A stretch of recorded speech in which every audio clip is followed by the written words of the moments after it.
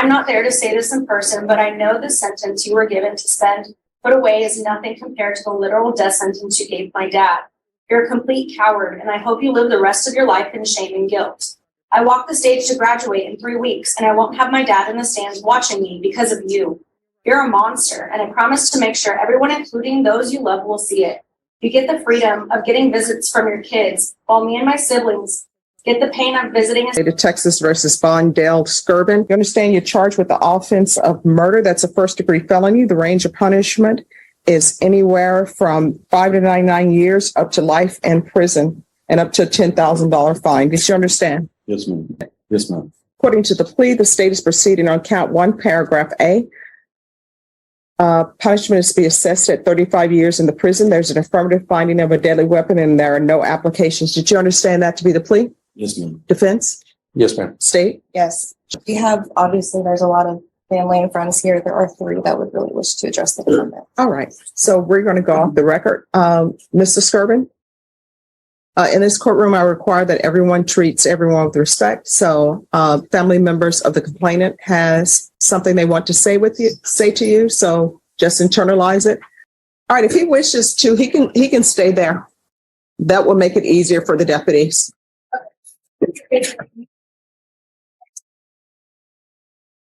I'm his older brother. To me, you a coward. 35 years ain't no time. You know what I'm saying? I respect this courtroom, so I don't feel like you remorseful. I feel like, what you're doing is fucked up. See my language. All right, so everyone, here's the thing. Here's the thing, everyone. I understand that tempers are high, and they're always high in these cases in felony court, but I understand that they're even higher when it involves a murder case, and I understand that someone has lost a loved one. I do understand, but we are not going to use profanity in this court. If we do, what will end up happening is there will not be a victim impact statement. So when people start using profanity in court, start swaying back and forth the way you're swaying back and forth, that puts deputies on high alert, and that makes the court not safe the way it should be. All right, so this is what I would like you to do for me. Have a seat and speak from a seated position. That will make it easier for everyone. And if you want to, you can sit on this side so that he'll be able to see you, because I know there's equipment in the way. And that just makes it easier for everyone. All right, you may proceed. You take my brother's life. He got kids. You ain't thinking about none of it. You know what I'm saying? Y'all would never know how it feels to lose a loved one because you're a coward. I'm from the streets. I know what it is. So, but I'll never respect this because you did it in a cowardly way. You know what I'm saying? You take my brother's life for what? For nothing. For nothing. Because you was a coward because you couldn't face that. My brother was a good man, good father. Worked real hard. Took care of his kids. I just came home from doing 11 years. And I didn't even get to see my brother. You know what I'm saying? So, if you feel like that 35 is justified, none of us feel that way. But that ain't for me to judge, it's God. So, with that said, I hope when you sit in there, you really realize the life that you're taking, it ain't gonna never just be what it is. You can't get that back. His kids can't see him. He can't see his kids graduate. What my mother go through every day. My dad, the rest of my family, those that can't be here and speak. Words can't even too much explain how we really feel. But you're gonna always be a coward in my eyes. Always. And I'm just gonna leave it at that. Because I'm gonna let my words be few. So I'm just gonna speak on behalf of this man. You took his father for my daughter. Okay. Unfortunately, I'm not there to say this in person, but I know the sentence you were given to spend put away is nothing compared to the literal death sentence you gave my dad. You're a complete coward, and I hope you live the rest of your life in shame and guilt. I walk the stage to graduate in 3 weeks, and I won't have my dad in the stands watching me because of you. You're a monster, and I promise to make sure everyone, including those you love, will see it. You get the freedom of getting visits from your kids, while me and my siblings get the pain of visiting a cemetery. When you do get those visits from your kids, I hope all they see is a criminal, a monster, and a disgusting human. One day, these same words will come to you again, but from my mouth, and I'll look at you in your face as your life goes downhill the way you looked at my dad and took his life. I promise you won't live to see a normal life again as long as I'm around. I'll make sure your face is engraved in people's heads so when they see you, they will see a murderer. My dad taught me and my siblings to be strong physically and mentally, so I assure you that I will get justice for my dad one way or another. This isn't the end, so remember, please, with these words with every day that passes. Your Honor, I'd ask if I could use the microphone. You have nothing to worry about me. Okay. Christian Oh, man. no, I understand. Microphone or amplifier. You referenced the book twice, reading books twice. I'm reading a book right now, and it has everything to do with the impact of words. And if this is victim impact, I want to use clarity. Oh, well, I can tell you that I'm the furthest person away from everybody, and I can hear you. All right. But thank you for that. I appreciate that. I didn't write anything down. On Dale Skirvin. I'm trying to speak on behalf of Mark, Brenda, April, Crystal, Matthew, Elijah, Daniel, Sabrina, Brianna. These are most of the siblings. I'm sure I forgot somebody. Also on behalf of Dominique, Zanaya, and Joshua Jr. These are his kids. That's direct impact. I'm just a brother-in-law. When I have to hear his mother, Antonia, say, hey, you get to still see your family coming up on Mother's Day. My fear was that you were going to ask for time for that. I thought that would have been very unsuitable. Because none of who I just mentioned will ever get to see him again. And you didn't take a thug or a gangster away. You took a good man who was to be a Christian man. My wife said, April, she said, make sure he knows that on behalf of her and everybody that agreed with her, that they forgive you. Because well, it's just in the Bible, I know I do too. I have to. I implore you to read the book of Job. But Job is a complicated book. It's one of the hardest to read because it's a man that followed God. But everything that's done to her now, but it's so hard. Look at you because can't help but think on November 21st, when I'm talking to the doctor outside of 309, the room he died in. And I asked him how many gunshots did he receive? And the doctor said, we can't even tell. And you as a human being get to stand there and honestly, do you perceive what you did that in front of your kids? I gotta forgive you because I can only hope that your kids do the same for you. I thought I was gonna be cool when I came up here and I forgive you. I forgive you and I hope God does the same. But just know I named those names and that's just the beginning of it because you took the life of the party.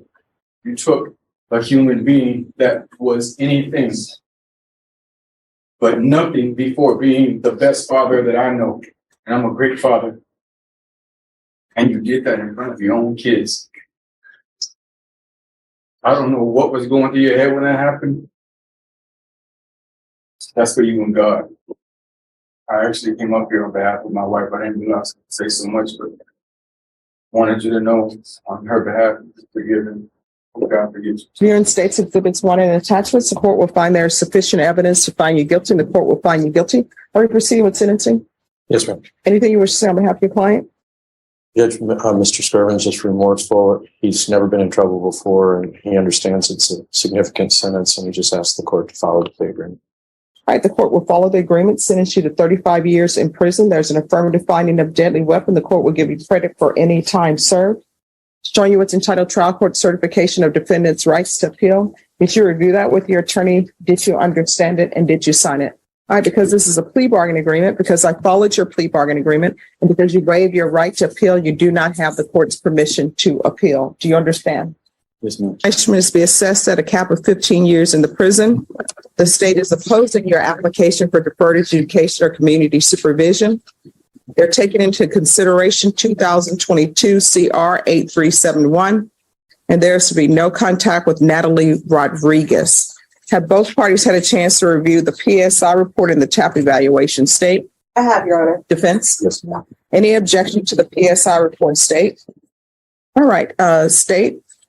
Your Honor, Mr. DeLomba has a criminal history going back to when he was a juvenile, where he was committed to TYC for 3 different offenses, starting in 1997. Since then, Your Honor, he has picked up an alarming number of serious felony charges, failure to stop and render aid, drug cases, 2 assault family violence cases, one of which was a felony where he got 2 years TDC. It looks like he's gotten 2 years TDC on 2 different dates, a 4-year TDC on a different date. He has gone to TDC for 12 years on a robbery. And of course, we're standing here today because he was indicted on the case he pled to, as well as another assault family second. Also notable is that he hasn't escaped from felony custody for 12 years. Your Honor, and you're looking at the facts of this case also, 19.867 grams of meth. Excuse me.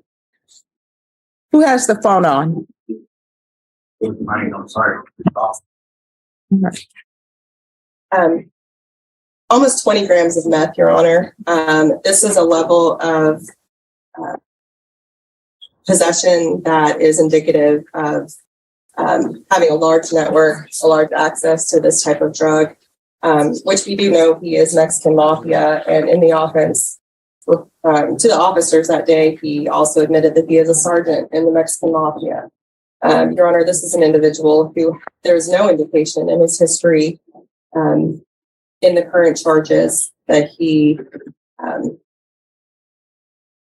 would be willing to turn his life around or benefit from probation at all. He has gotten a tremendous benefit with this bargain, given the fact that he was minimum 25, and he has been multiple times, and he has continually gotten the benefit of a bargain for that.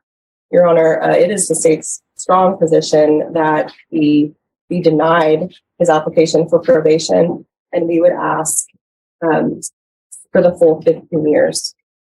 Yes, ma'am. All right, can you raise your right hand? Do you solemnly swear or affirm the testimony you give will be the truth and nothing but the truth, so help you God? Yes, ma'am. All right, you can lower your hand. Make sure you speak up, okay? Okay, yes, ma'am. All right, so my question for you, this misdemeanor case of assault, bodily injury, married, where you did 90 days in jail, what did you learn from that?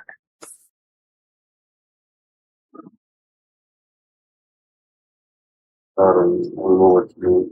I mean, what did you learn? Usually when people, well, you hope that when people go to jail, when people go to prison, they learn something. So I'm trying to figure out, what did you learn from that?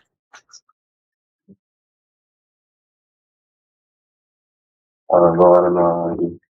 All right. And this unauthorized use of a vehicle where you received 14 months in the state jail facility, what did you learn from that?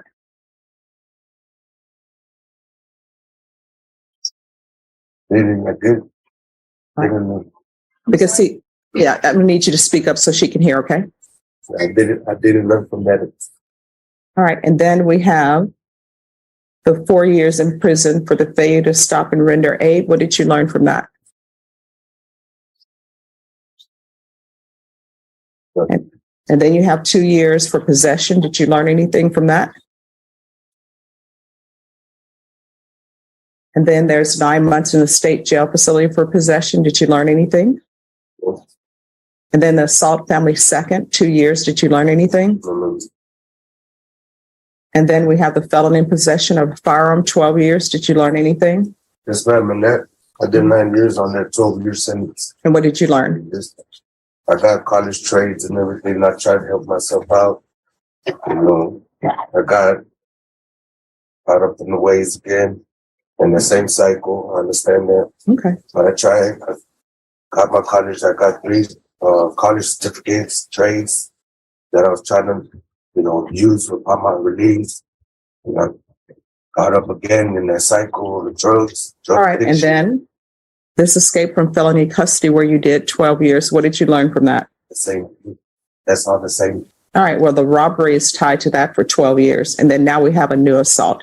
This is what I always tell people. I look at people as individuals, and sometimes you're at a different place in your life, and hopefully everybody's learning. But criminal history is sort of like a credit report. It's sort of like if you have a credit report and your credit report is you don't pay your bills, then people may not want to let you get the vehicle or let you get the home. And so your criminal history is sort of a credit report for me to say, would this person be good on probation? Has this person learned anything? Have they not learned anything? Is there anything that can be done to help them? And then there are cases for me where it's this person needs to go to prison. You understand? So I'm looking at all of that, but I'm also looking at you as an individual. And for me, people are more than just their criminal history. Just on the ask for leniency, I do have a drug problem, and every time I get out, let's go right back to it. I want to try to break the cycle. This is the first time I've ever asked the court for any leniency or any help for my drug addiction. I've always took a plea bargain for everything I've done and done my time. Everything that is on my record, I've done my time for. I've already, tried to get over it, and that's not helping me. Penitentiary is not helping me. I need something. I need something that's going to help me. All right. I'm asking the court for help. All right. Drug addiction. So, Mr. DeLama, here's the thing. I am going to deny your application. Now, they do have the therapeutic community at the prison that can help you with your drug addiction. I can't order them to place you in it. I can put a request in and say that you be requested for the therapeutic community. But if you don't ask for it, they definitely won't give it to you. If you write a nice letter, maybe have your attorney write a letter stating about your drug addictions and how you want to turn your life around, maybe they'll allow you to be in it. But I don't think you will be a good candidate for probation. And that's the reason why I'm denying your application. And I look at it globally. It's not just your history that makes you someone who I think is not a good candidate. All right. So I want to let you know that I heard everything you said. I internalized it, and I'm looking at you as a human being, not just paper. Okay. All right. The court is going to find you guilty, taking in consideration 2022 CR 8371. I don't know if I have that. There's to be no contact with Natalie Rodriguez. So make sure you have no contact with her. Okay. Credit for any time served, the therapeutic community, and I'm going to sentence you to 15 years prison. I'm going to show you what's entitled Trial Court Certification of Defendant's Rights to Appeal. Did you review that with your attorney? Did you understand it? And did you sign it? All right. Because this is a plea bargain agreement, because I followed your plea bargain agreement, and because you waive your rights, you do not have the court's permission to appeal. Because this is a felony conviction, you're not allowed to own or possess any weapons or ammunition. Do you understand? All right, we can go off the record. Mr. Lamba, when you get out, I know it's hard to do, but you're going to have to change people, places, and things. Do you understand? All right, good luck to you. As this hearing comes to a close, one thing becomes crystal clear. A courtroom isn't just where the law determines guilt, it's where the human cost of crime is laid bare. From a legal perspective, this case followed the process. The defendant accepted a plea agreement that resulted in a 35-year prison sentence with a deadly weapon finding, avoiding the uncertainty of a trial. The judge carefully ensured the plea was understood, maintained order during highly emotional victim impact statements, and ultimately imposed the agreed-upon sentence. As this hearing comes to a close, one thing becomes crystal clear. A courtroom isn't just where the law determines guilt, it's where the human cost of crime is laid bare. From a legal perspective, this case followed the process. The defendant accepted a plea agreement that resulted in a 35-year prison sentence with a deadly weapon finding, avoiding the uncertainty of a trial. The judge carefully ensured the plea was understood, maintained order during highly emotional victim impact statements, and ultimately imposed the agreed-upon sentence. As this hearing comes to a close, one thing becomes crystal clear. A courtroom isn't just where the law determines guilt, it's where the human cost of crime is laid bare. From a legal perspective, this case followed the process. The defendant accepted a plea agreement that resulted in a 35-year prison sentence with a deadly weapon finding, avoiding the uncertainty of a trial. The judge carefully ensured the plea was understood, maintained order during highly emotional victim impact statements, and ultimately imposed the agreed-upon sentence.